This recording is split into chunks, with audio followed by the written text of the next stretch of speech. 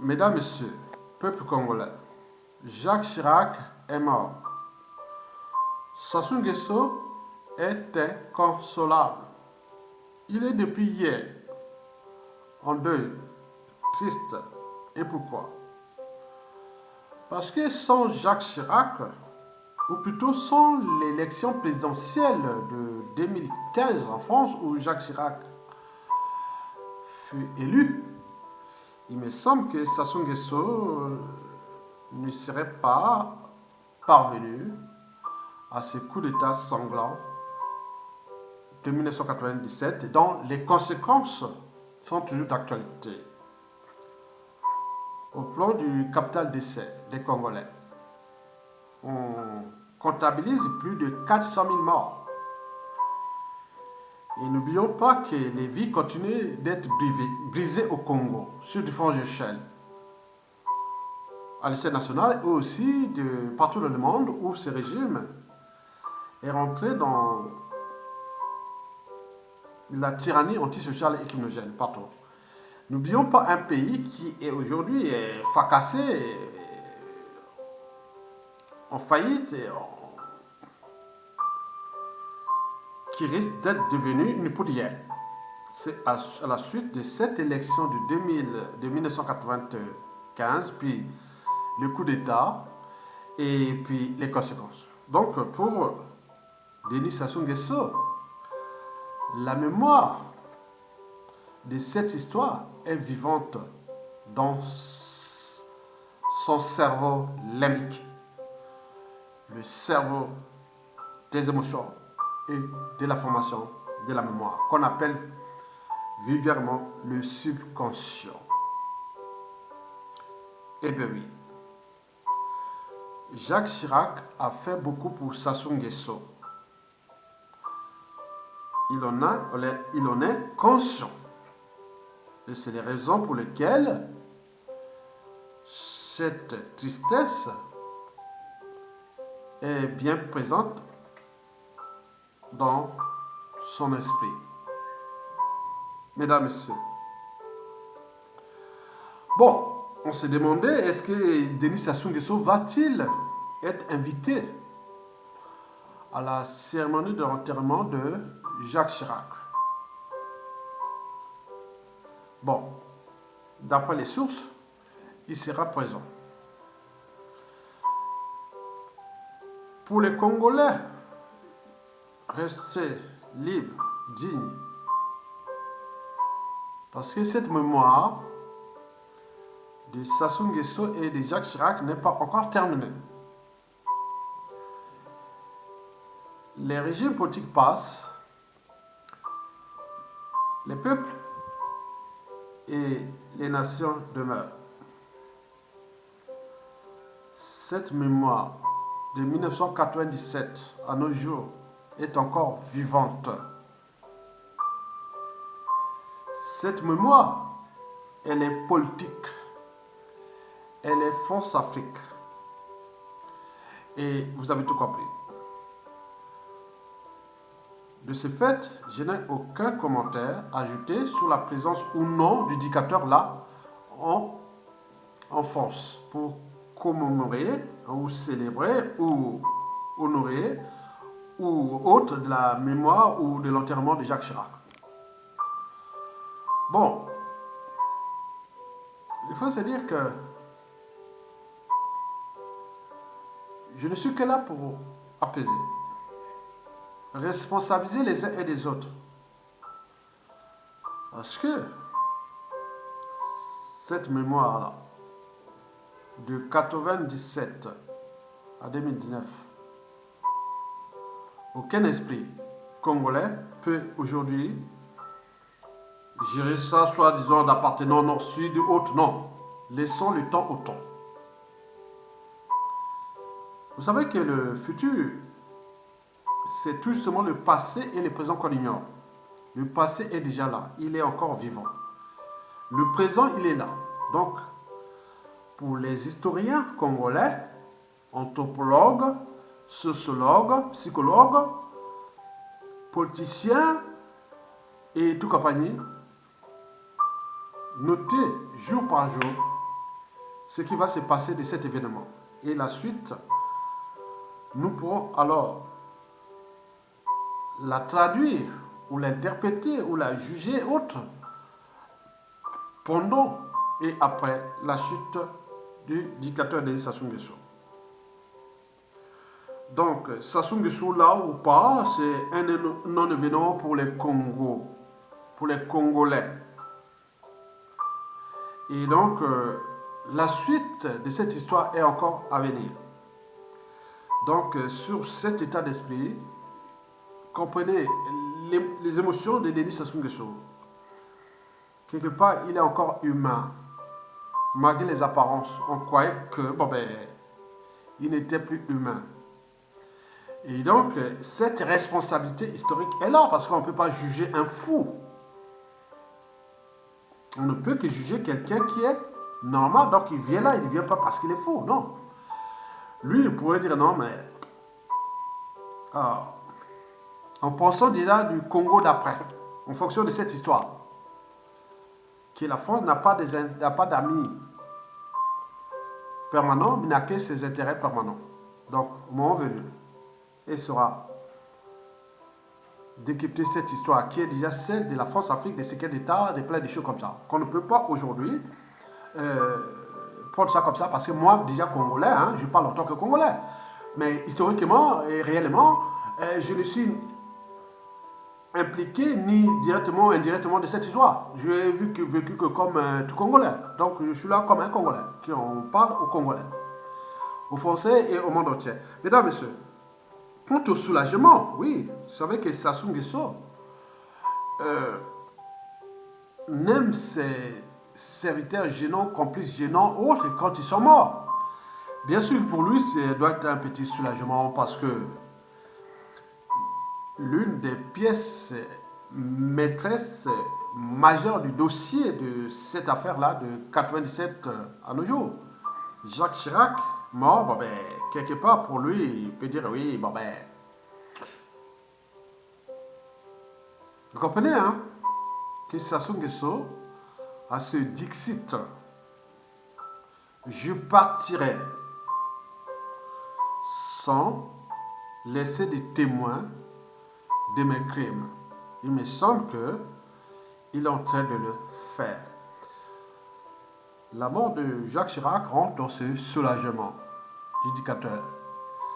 Bon, à l'échelle congolaise, depuis 1997 à nos jours, beaucoup sont tombés. Tous ceux qui l'ont servi, de près ou de loin, volontairement ou involontairement, ils ont tous neutralisés. Beaucoup vont mourir. Ceux qui font le jeu et autres, qui font faux dissidents, faux opposants, autres, mais leur sort est déjà scellé tant que Sassou est encore là. On le sait.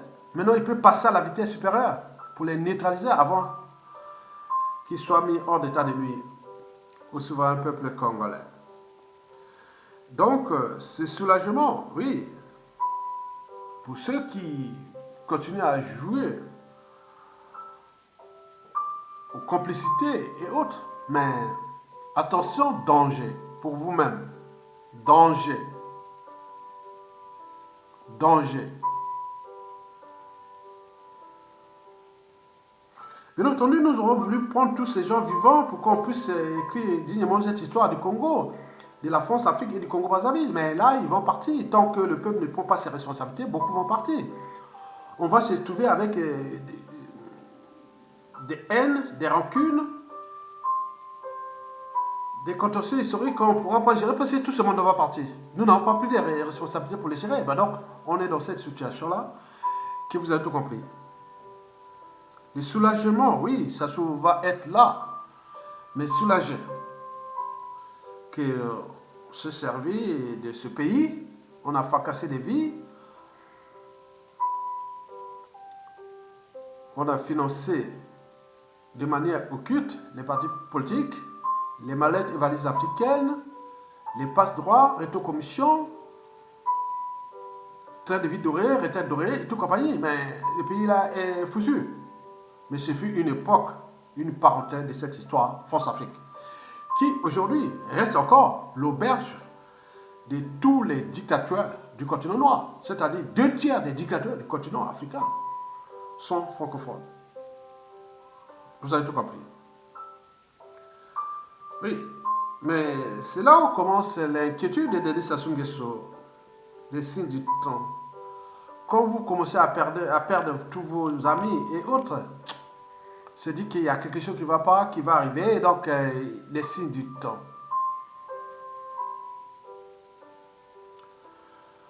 Mais comme rien ne se crée, rien ne se perd, tout est ensemble, bah, les réseaux qui sont là vont peut-être se suturer.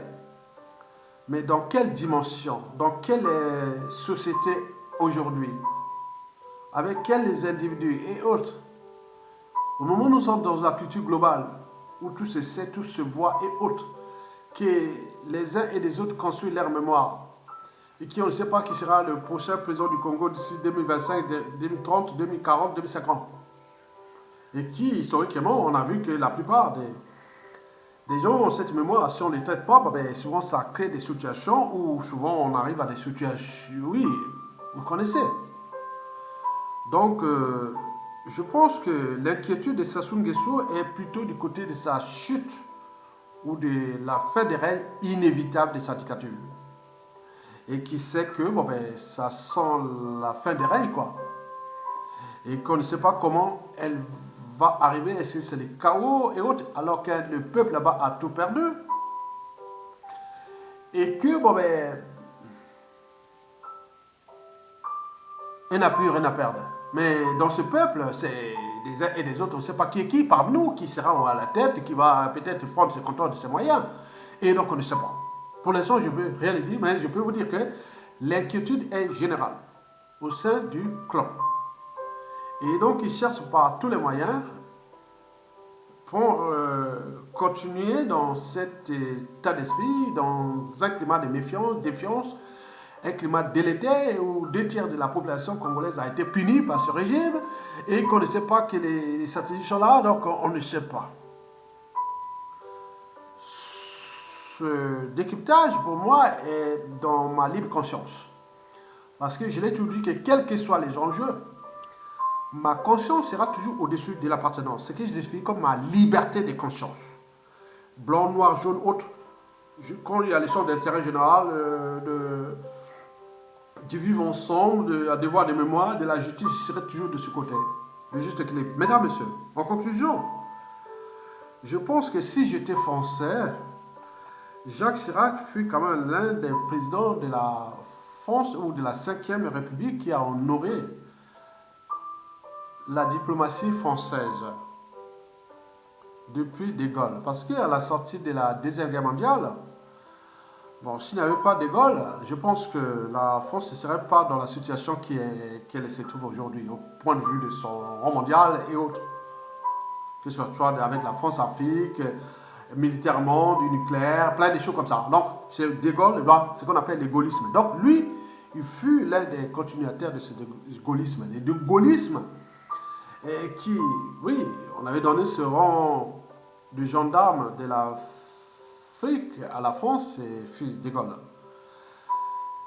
De Gaulle, avec l'arrivée de la France-Afrique, dans le néologisme de cette idée de France-Afrique fut tout justement le défunt président ivoirien, Houphouët-Boigny.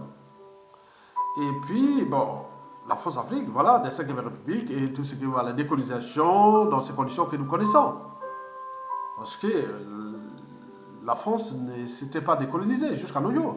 On se l'est dit, parce que tous les ex-pays colonisateurs se sont décolonisés de l'Afrique ou de leur colonie. Ils sont là-bas que du point de vue économique, stratégique et autres, et même touristique et compagnie, puisqu'ils parlent leur langue, on fait comme ça. Bon. Mais la France est encore sous, comme si c'est encore des sous-préfectures ou les départements d'outre-mer. Donc, et pour combien de temps encore? Et donc, il faut tenir compte de ces bouleversements-là que, bon, ben, Jacques Chirac, sur ce plan, hein, moi je vous l'ai dit, hein, après De Gaulle, je pense que c'est lui quelque part qui a honoré ce rang-là. Il faut en féliciter pour ceux qui sont français.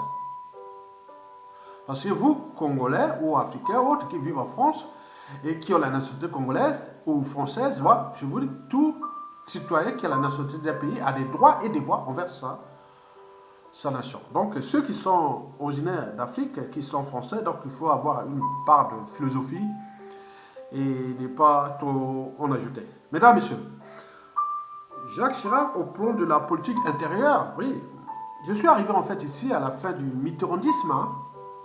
Donc tous ces présidents-là, je les connais à la suite jusqu'à Macron aujourd'hui. Du point de vue de la politique intérieure ou la France, voilà, Jacques Chirac, bon, il a fait que la juste gestion, quoi. Mais du point de vue économique, en France, si on n'a pas quelque chose qu'il a, voilà, donc il n'y a pas grand-chose, quoi. Mais en ce qui concerne l'homme, je pense que je me demandais pourquoi il a fait la politique, quoi. C'est un gars qu'on pourrait se retrouver dans un bar ou un restaurant ou autre, c'est des copains, quoi, comme on voit, comme je l'ai rencontré, parce que moi, quand je suis arrivé en France ici, j'ai même son sosie, c'est un copain qui est quelque part là, comme il a été avec moi en maîtrise des sciences naturelles ici en France, il est prof de lycée là-bas, c'était sa photocopie, hein, il est la photocopie en jeune, hein. Il est quelque part. C'était un copain, donc quand je vois ce gars-là. Et qui est là, un ami. Donc, vous voyez déjà, ça, c'est cool, quoi. On dit, ah, yeah, bon, ben, tiens, on sort là, on va faire. Donc, c'était comme ça, exactement. Donc, c'est les gens de début qui sont comme ça. C'est le paradoxe de ce monsieur-là. Bon. Il nous a parlé des odeurs, le truc de Saint-Bernard, de Pimpin. À côté, il est avec les Africains, tout ça. Bon, c'est mélangé, hein. D'autres, il dit qu'il fut le plus raciste, et d'autres pas, autre. Donc, vous avez tout compris. Mais, du côté de la France, c'est les Français eux-mêmes qui jugeront leur président du point de vue historique. Je n'ai aucune intervention là. Ma vidéo est là pour ma descendance, qui est déjà française, parce que ma descendance a voté en présidentielle de 2017, il va voter les municipales 2020, puis les cantonales et régionales 2021, puis les présidentielles de 2022, ils vont voter là. Ils vont voter. Bon, donc c'est pour leur mémoire que je le fais aussi. Je n'ai aucune intervention sur leur liberté d'opinion, oui, donc ce qui, voilà. Donc, moi, en tant que Congolais, bon, ben, Chirac, c'est quand même quelqu'un qui nous a foutu le bazar, quoi. Parce que, bon, ben, on pourrait s'embrouiller avec les Souba jusqu'en 2002, mais avec le pétrole et tout ça, nous aurons vraiment un pays qui ne serait pas la Suisse, mais je pense que le Congo serait haut, avec des moyens nouveaux, que ce soit l'urbanisme, l'habitat, les infrastructures, le cadre de vie, la diplomatie, la sécurité, plein de choses comme ça. On ne serait pas à ce niveau-là. Donc c'est lui qui est venu mettre Sassou Nguesso pour nous fracasser. C'est comme on a mis Sassou Nguesso pour rentrer dans une maison qui s'appelle le Congo. Vous êtes dans votre maison, on vient, on fracasse tout, on casse tout. Hein. Sassou est venu pour fracasser tout. Hein. Fracasser, il va partir là comme un, voilà. Donc il vient là, quelqu'un qui est venu fracasser ses semblables, son pays, l'un des piliers de son continent. Il est noir. Regardez comment les noirs est méchant. Sassou Nguesso va partir après avoir fracassé ce pays. Et nous cherchons à les faire partir pour récupérer d'abord notre pays, sauver nos vies et puis les restaurer. Ce qui devait arriver va arriver. Parce que toute chose a un début et une fin. Donc pour nous, on rentre de la... Pour moi, en tant que Congolais, je pense que après Pompidou, c'est Jacques Chirac qui fut le plus sympa de tous les individus qu'on peut rencontrer des présidents. Après Pompidou, président de la 5e République française. En rang, je disais, premièrement, le plus sympa que je n'ai pas connu. Et j'ai vu tous les trucs, j'ai rencontré beaucoup de gens de Pompidou, hein, des familles, j'ai rencontré ici en France. Hein. Et c'était le plus sympa. J'ai analysé tout, c'était le plus sympa. Et puis deuxième, c'est Jacques Chirac. Le troisième, paradoxalement, celui qui nous a foutu le bazar avec Jacques Chirac après, parce que au terme de bazar qui nous ont foutu au Congo, le premier c'est Chirac, après deuxième c'est Hollande. Mais François Hollande est quand même le plus sympa après Pompidou et Chirac et François Hollande. Maintenant après il faut chercher qui Et je dirais, après, je chercherai qui? Sarkozy, quatrièmement. Et cinquièmement, je dirais aujourd'hui Macron. Sixièmement, je dirais au coude à coude, hein. Je ne peux pas les départager. Jusqu'à et Mitterrand. Voilà. Voilà mon analyse. Et pour le reste, je n'ai aucune intention de s'ingérer dans les affaires intérieures de la France. Même si je vis en France, mais je cherche un citoyen étranger avec une descendance française qui vote. Mais nous cherchons la transformation de ces équilibres et pour restaurer le futur. Parce que la vie, c'est comme la bicyclette. Pour garder l'équilibre, il faut avancer. Et oui, parce que le monde que nous vivons est un processus de notre pensée. Il ne peut être modifié sans repenser nos modes de pensée. Donc, la transformation de la France-Afrique est en cours pour que nous retrouvions déjà les retours d'espérance qui ont été faits par d'autres pays ex-colonisateurs et que la France peut faire la comptabilité au point de vue politique. Laisser les Africains s'embrouiller là-bas avec leurs dictateurs, leurs élections et s'organiser, mais on est là-bas pour le point de vue économique, culturel, stratégique, géopolitique, géostratégique et majeur et autres, en tenant compte des enjeux aujourd'hui écologiques. Vous avez tout compris. Mesdames et messieurs, je vous remercie.